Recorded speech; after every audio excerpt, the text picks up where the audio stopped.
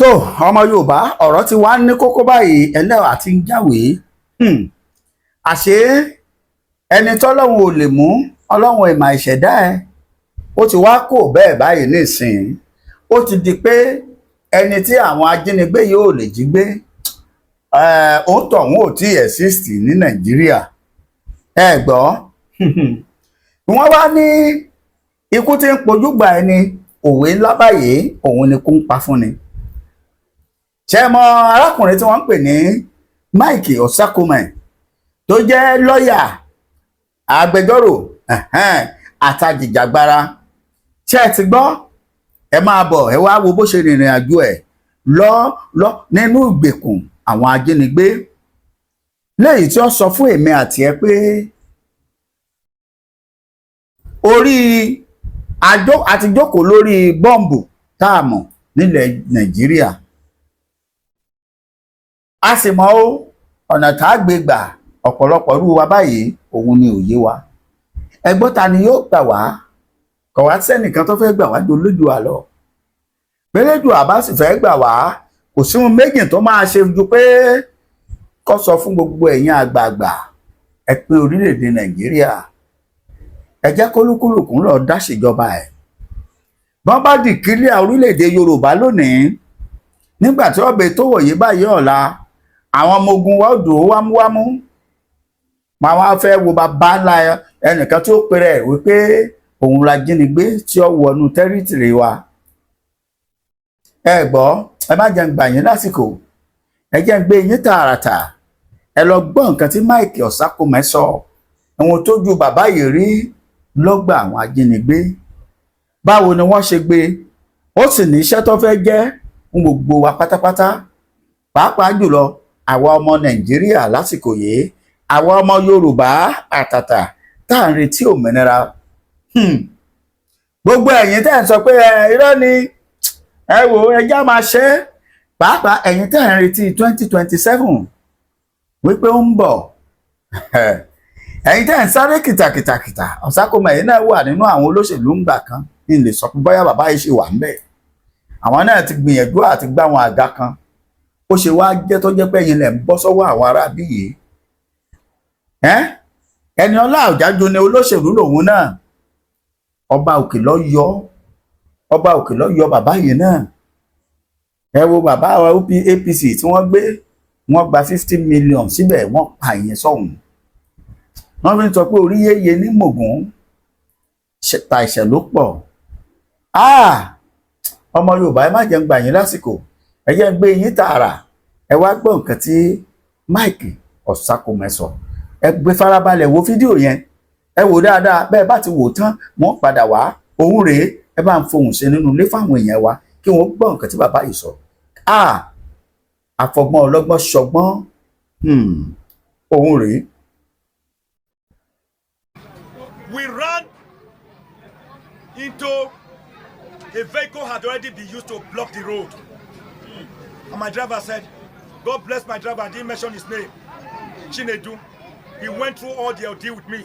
Young man, I adopt you as my son. God bless you. He's in Benin now. He said, Oga, people like saying now armed robbers. So. Then I said, then turn the car, reverse. As he put it on reverse, a gun was on my head. Automatic weapon. And they said, don't move. If you move an inch, we blast you. I told Chinedu, don't move. They dragged me out of the car. Dragged Chinedu out of the car. Shot the tire of the vehicle. Put Chinedu in the boot of the car. And put me inside the car. Then met another driver inside. They said if we dare look up, they will kill us. We closed our eyes. And we were pressed to the ground inside the car. As we were pressed down, I heard them say, oh, police, police, police, police. Then one of them said, no retreat, no surrender, let's meet them.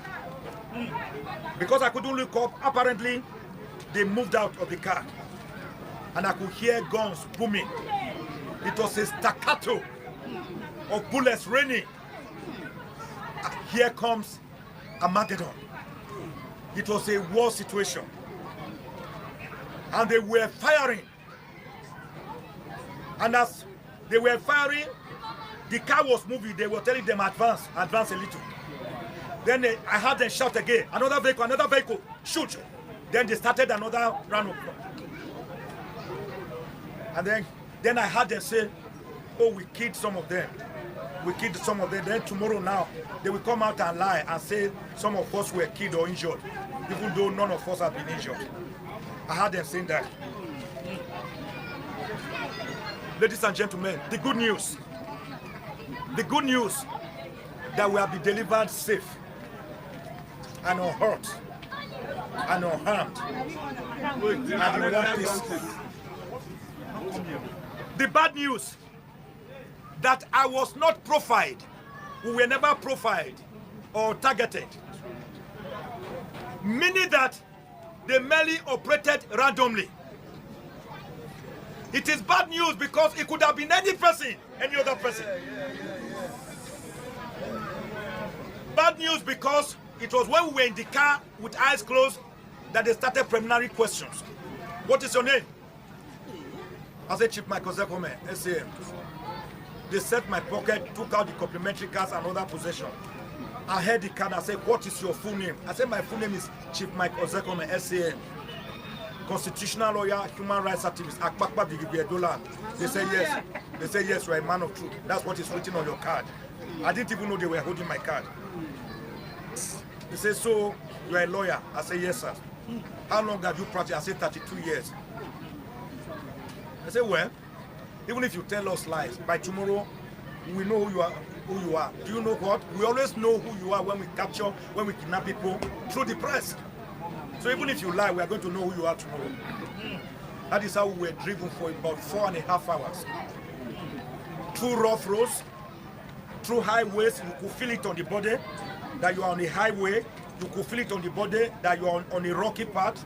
You could feel it on the body that you are in a swamp.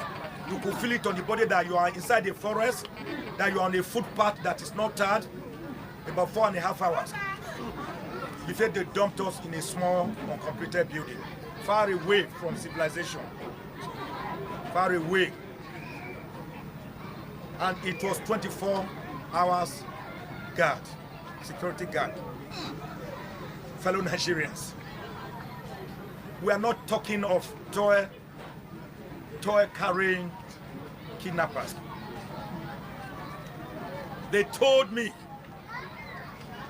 that they have cell units across Nigeria.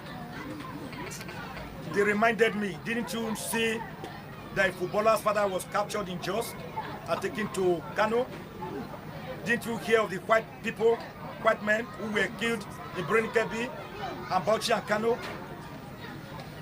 Didn't you hear of the deputy governor of Anambra State that was executed? They started mentioning them. That they are everywhere. So I asked them, how did you know me then? Why did you come for me? They said, we didn't know you. We just operated. And you happened to have run into us. And that when they started reading of me, they said, we believe that God allowed us to catch you for a purpose. To draw attention to the world, to draw national and international attention to this issue of kidnapping. They were even advising me that I should not blame God, I should glorify God. That the things they have been reading of me, about me, shows that attention is being drawn. Ẹ ti gbójú lówó ọ̀rọ̀. Ẹ gbọ́ nǹkan tí bàbá yìí sọ, ẹ gbọ́ àwọn àṣírí ńláńlá. Adé tí wọ́n lọ pariwo fún ẹ nígbà tí mo yá àná 100 báwo ni wọ́n ṣe wá pọ̀ tó lápá. Ẹ gbọ́ nǹkan tó sọ. Ẹlẹ́jẹ̀ tẹ́jẹ̀ ń fì tó rìn lára wọn, àwọn ni sójà wa. Ẹ̀jẹ̀ ń rìn nínú vein àwọn náà, àwọn lọlọ́pàá wa, àwọn ni mopo wa, àwọn ni navy, àwọn ni air force. Bí wọ́n ṣe rí lèmi àwọn náà rí, bẹ́mi ṣe rí lájọ rí. Ìyàtọ̀ wà ojú yúnífọ́ọ̀mù àti tírénì lọ. Torí pé àwọn ti lọ sí tírénì, wọ́n ti gbaṣọ. Wọ́n ti kọ́ bọ̀ àwọn ìwé kan láti dìfẹ́ǹdì wa ni. Bí bẹ́ẹ̀ kọ́, ìwọ̀n tá à ń lọ fojú wọn wìn lọ́hùn-ún ó kọjá agbára wọn. ẹ gbọ́ pẹ̀lú ipò àtọ́lá, ẹ wo tí kì í bá ṣe pé Ọlọ́run dáhùn fún, àánú fọhùn, wọ́n pè wọ́n tún jẹ́ kó mọrú èèyàn, wọ́n tún mọrú èèyàn tí wọ́n tó jẹ́. Ṣùgbọ́n ẹlòmíì bẹ́ẹ̀ bí wọ́n ṣe mọ̀ wípé irú èèyàn alágídí èèyàn báyìí ló máa jẹ́, wọ́n á finish ẹ̀, wọ́n á gbowó ẹ̀, wọ́n á pa á sọ̀hún. Ṣùgbọ́n Ọlọ́run jẹ́ ọ bọ́. La ṣe ń pariwo yé pé nígbà tí ìran kan ti ń da ìran ìyókù láàmú, a sì ń pe bàbá Bọ́lá Ahmed Tinubu, ọmọ olódó rẹ, ọmọ Àbíbátù Mágàjí, pé bàbá yìí pín orílẹ̀-èdè yìí, gbogbo ìgbésẹ̀ tó bá yẹ kẹ́ ẹ gbé, ìlú yìí ti pọ̀ jù, kò sí bẹ́ẹ̀ ṣe fẹ́ ṣe, agbára yìí ò lè ka. Ṣé bóun lẹ̀ ń gbé sókè làwọn kan ń fà wálẹ̀ yìí? Gbogbo gbìyànjú alọ kórin iṣẹ́ wọlé fún àwọn kìíní, níbẹ̀ làwọn kan sabotage jẹ, àbí kí báwo lolóyìnbó ṣe wí. Bàbá ẹ tètè ronú pìwàdà kíákíá, ẹ là ń bẹ̀ ẹ́, ẹ pín in lọ́gbandọ́gba. Kò sọ́nà míì mọ́ ju pé kẹ́ ẹ pín in. Mo sọ fún yín, mo ní ẹ jẹ́ oríkì àwọn ọmọ ọlọ́fà àmọjọ, wọ́n ní apínre láàrin kan ò gbọ́dọ̀ jù kan. Ẹ wo àrà tí wọ́n ń dá káàkiri ìpínlẹ̀ Yorùbá, ẹ wo èyí tí wọ́n ń ṣe ní ilẹ̀ Ìgbò, ẹ wo èyí tí wọ́n ń ṣe lọ́dọ̀ tiwọn náà gangan láàrin Haúsá. Ẹ̀yà kan ṣo ní o, àwọn sì ní Fúlàní yìí. Ẹ wo tún tí wọ́n ń pa, wọ́n kó wọn wọlé, àwọn gómìnà wọ̀ sí rí nǹkan kan ṣe. Every blessed day ní tírélà ń wọlé, bí ṣe ń wọlé sí Ìbàdàn bẹ́ẹ̀ ni ń wọlé sẹ́kọ̀ọ́, sábẹ́òkúta, lábẹ́ one Nàìjíríà, lábẹ́ one Nàìjíríà. Ọmọ Yorùbá, kò sí nǹkan méjì o, ilé tó lọ. Ẹ máa kọ sí comment section, ilé tó lọ. Ilé ti tó lọ, tá a bá lọ yá à ń lọ, a fẹ́ jáde protest, a fẹ́ ṣe oríṣiríṣi, ẹ má jáde. Ẹ má jáde, àbí kẹ́ lè mọ̀ yìí pé bá a bá pè yìí pé ẹ dákun ẹ ràn wá lọ́wọ́. Àwọn ìran kan wà tí wọn ò lè jáde, tí wọn ò lè gbé placard, tí wọn ò lè pariwo, ṣùgbọ́n ohun tó ní lọ́wọ́ wọn lè fi ràn wá lọ́wọ́ fún àwọn tó fẹ́ jáde. Torí kíni? Ká lè bá bọ́ lóko ẹrú yìí ni. Torí tá a bá ṣe lásìkò yìí, gẹ́gẹ́ bí ọ̀rọ̀ bàbá kan, ó ní ìran wa tí ń bọ̀, ọmọ Fúlàní náà ni o, ó ní wọ́n á ṣépè fún wa pé a ti fi àìsàn kánsà sílẹ̀ fáwọn.